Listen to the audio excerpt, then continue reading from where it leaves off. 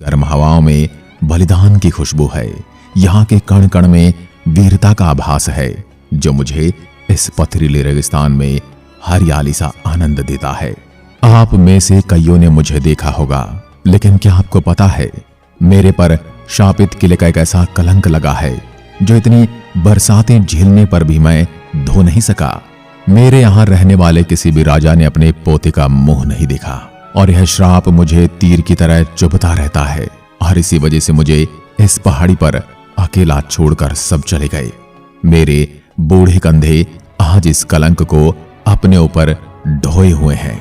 इसके अलावा मुझे एक और श्राप था जिसके बारे में आपको पता हो तो मुझे कमेंट में बताएं, नहीं तो मैं आगे आपको बताऊंगा ही। मैं राजस्थान राज्य के जोधपुर जिले में स्थित विशालकाय मेहरानगढ़ दुर्ग बोल रहा हूं। 15वीं सदी में बना मैं मेहरानगढ़ जमीनी सतह से 125 फीट ऊंची पथरीली पहाड़ियों पर बना आज भी ज्यों का त्यों खड़ा आपकी राह देख रहा हूं। 8 द्वार, कई बुर्जों और लगभग 10 किलोमीटर लंबी दीवारों से घिरा हुआ मैं बाहर से न देखने जैसे अदृश्य सड़कों से जुड़े मेरे 4 द्वार हैं। मेरे परिसर के अंदर एक भव्य महल, अद्भुत नक्काशीदार किवाड़, जालीदार खिड़कियां और प्रेरित करने वाले नाम हैं जिनका मैं आज आपसे परिचय कराऊंगा। मेरे एक एक महल से लेकर पूरे किले की अति सूक्ष्म जानकारी पहले आपको दे देता हूं।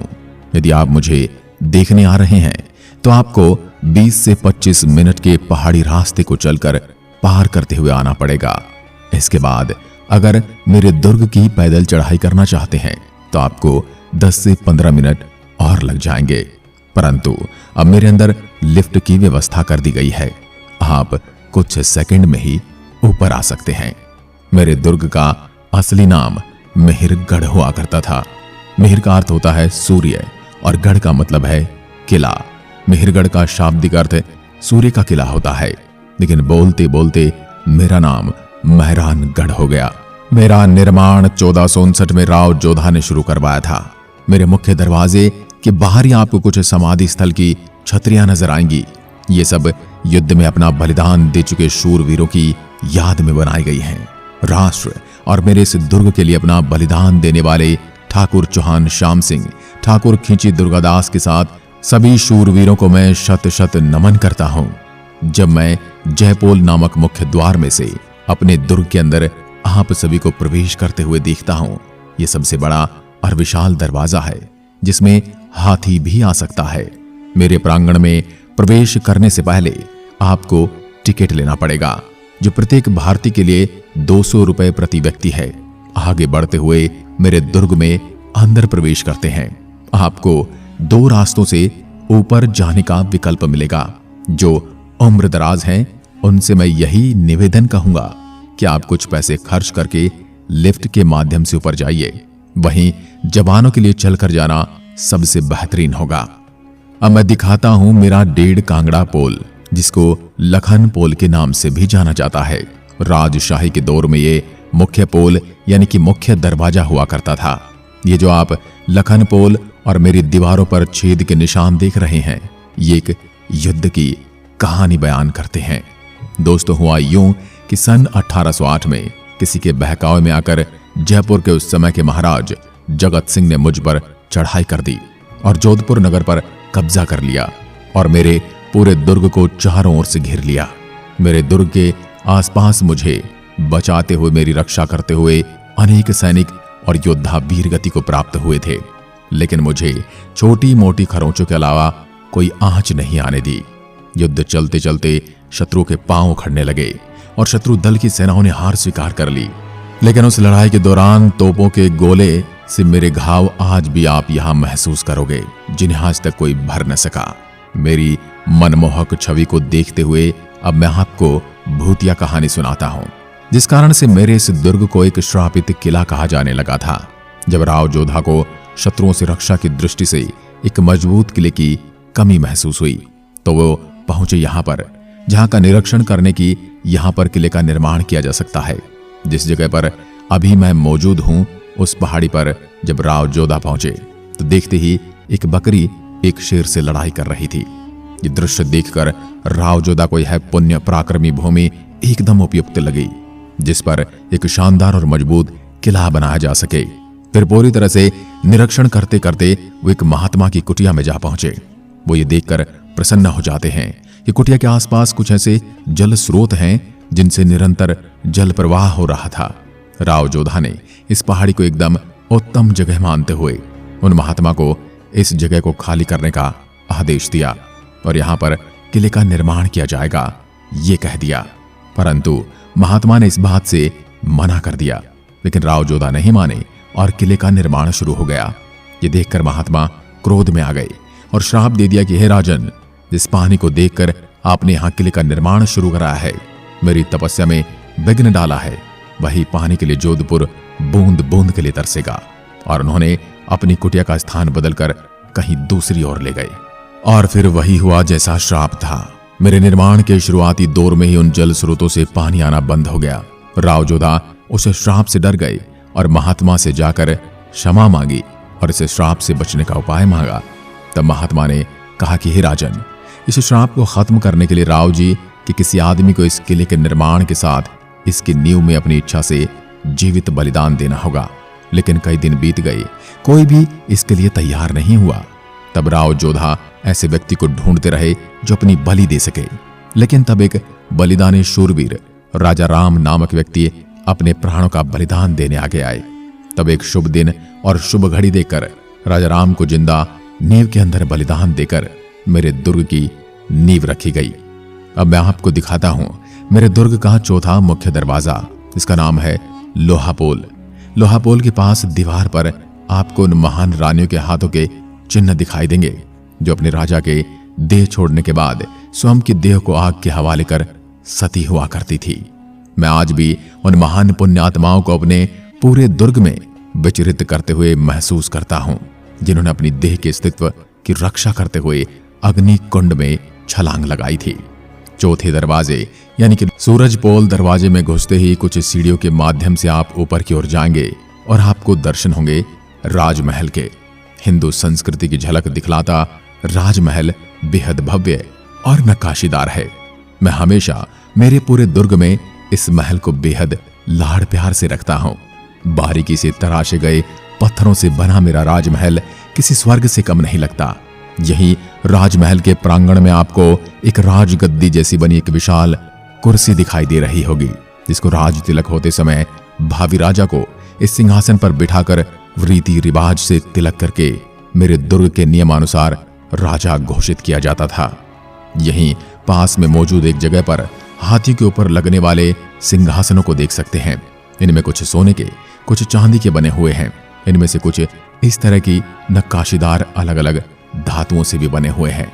यहाँ पर मौजूद है पालकी खाना। जब भी रॉयल परिवार के सदस्य कहीं जाते थे तो इन पालकियों का इस्तेमाल करते थे। इनमें प्रमुख पालकियां हैं रानियों के लिए इस्तेमाल की जाने वाली पालकी आप जरूर निहारते हुए आगे बढ़ेंगे।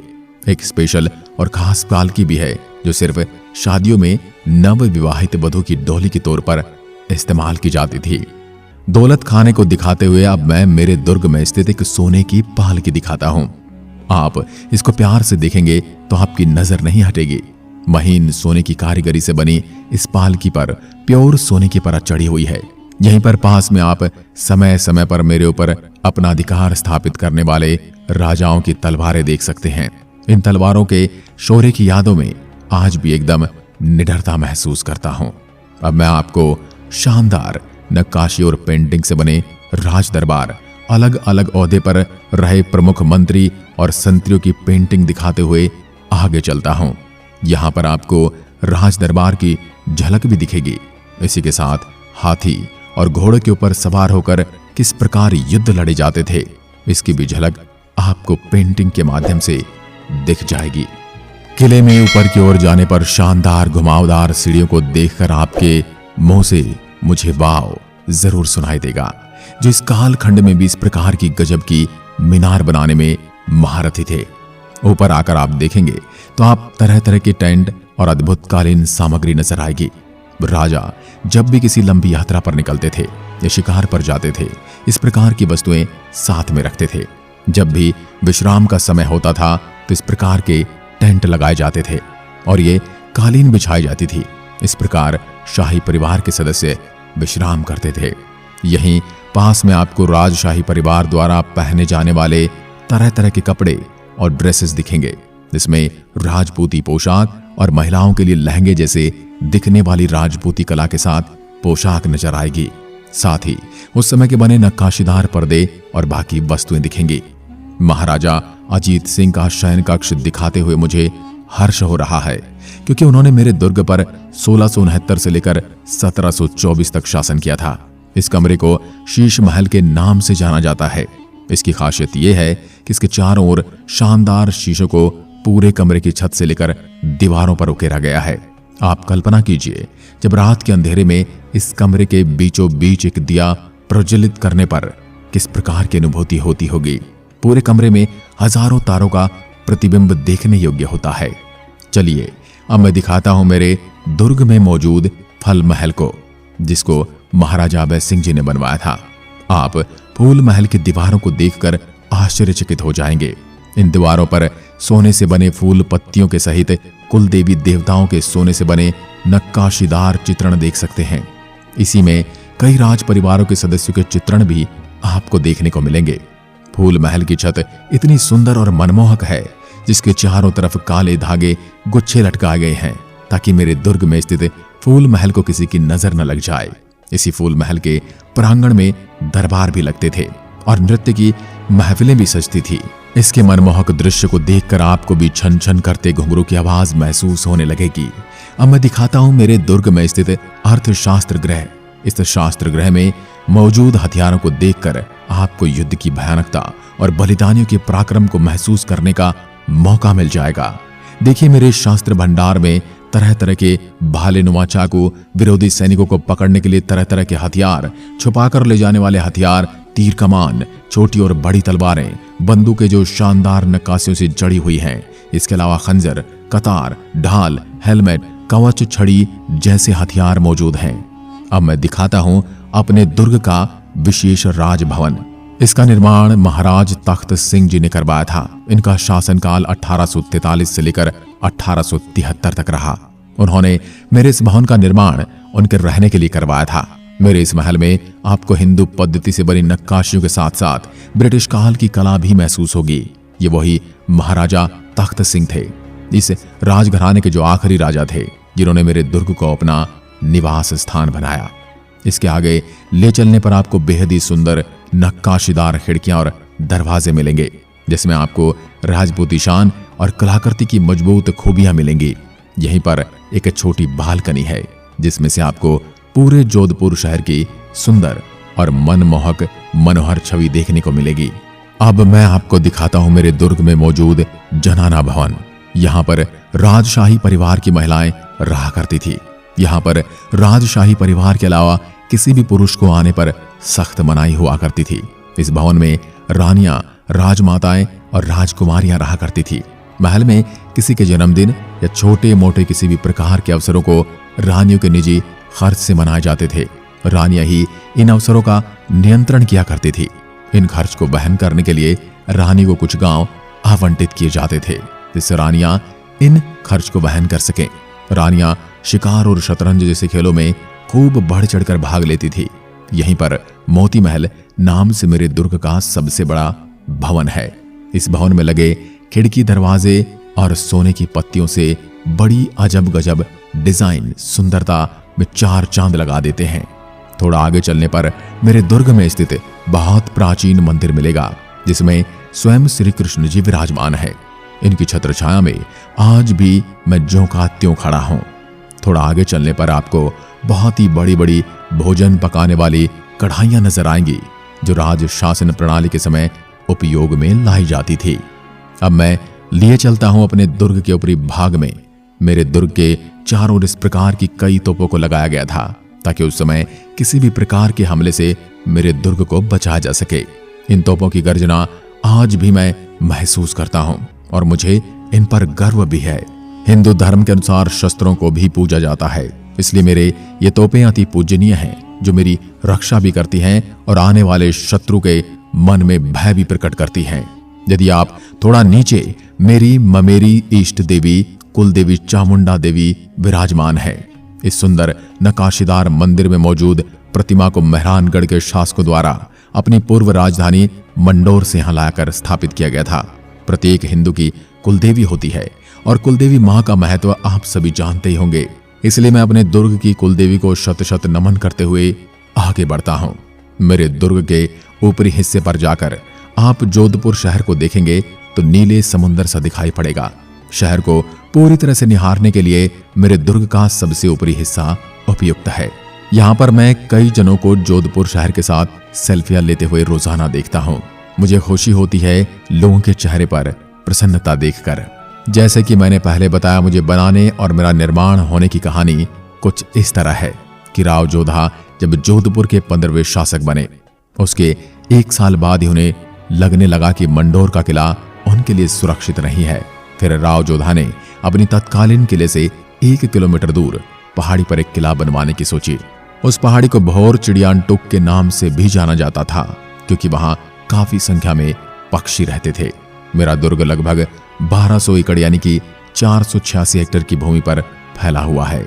जयपोल महाराजा मान सिंह द्वारा 1806 में जयपुर और बीकानेर के साथ युद्ध में अपनी जीत का जश्न मनाने के लिए बनाया गया था। वहीं 1707 में मुगलों पर जीत का जश्न मनाने के लिए बनाया गया फतेहगढ़ पोल, 1.5 कामगरा पोल जो अभी भी तोप के गोले से बमबारी के निशान को सहन करता है, लोहा पोल जो कि किले परिसर के मुख्य भाग का अंतिम द्वार है, अंतिम बाईं और उन रानियों के हाथ के निशान सती चिन्ह है जिन्होंने 1843 में अपने पति महाराजा मान सिंह की चिता पर आत्मदाह कर लिया था। तो मेरे प्यारे भाइयों और बहनों, ये था मेरा सुनहरा इतिहास जिसके बारे में मैंने खुद आपको बताया है।